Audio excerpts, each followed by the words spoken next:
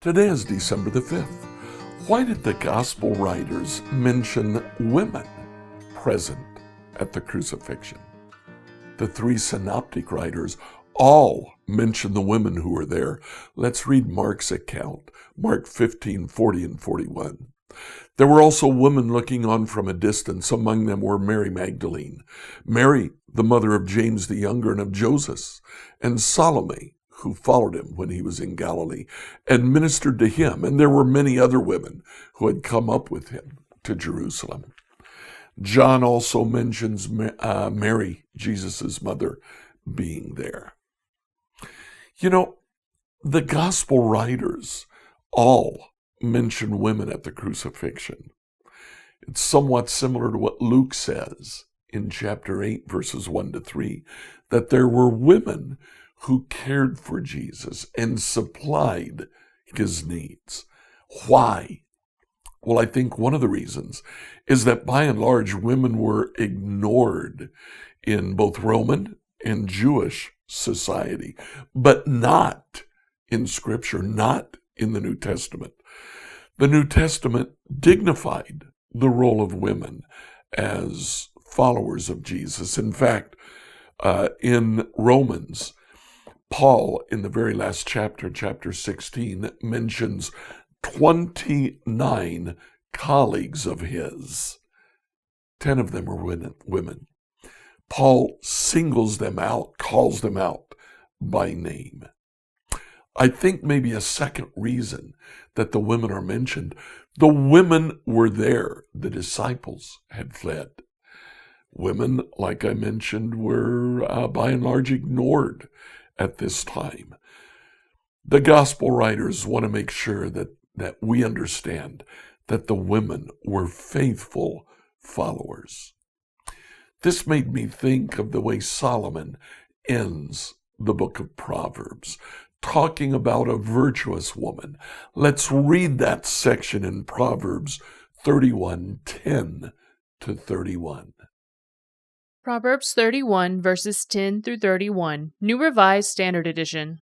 A woman of strength who can find? She is far more precious than jewels. The heart of her husband trusts in her, and he will have no lack of gain. She does good and not harm all the days of her life. She seeks wool and flax and works with willing hands. She is like the ships of the merchant. She brings her food from far away. She rises while it's still night and provides food for her household and tasks for her female servants. She considers the field and buys it. With the fruit of her hands she plants a vineyard.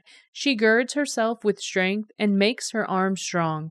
She perceives that her merchandise is profitable. Her lamp does not go out at night. She puts her hands to the distaff, and her hands hold the spindle. She opens her hand to the poor and reaches out her hands to the needy. She is not afraid for her household when it snows, for all her household are clothed in crimson. She makes herself coverings, her clothing in fine linen and purple. Her husband is known in the city gates, taking his seat among the elders of the land. She makes linen garments and sells them. She supplies the merchant with sashes. Strength and dignity are her clothing, and she laughs at the time to come. She opens her mouth with wisdom, and the teaching of kindness is on her tongue. She looks well to the ways of her household, and does not eat the bread of idleness. Her children rise up and call her happy, her husband too, and he praises her.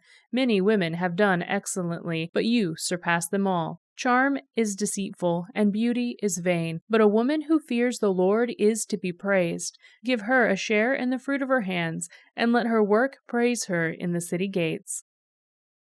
As we look at that section describing a virtuous woman, we see many things that describe the women who followed Jesus. They supported Jesus just like the woman supports her family.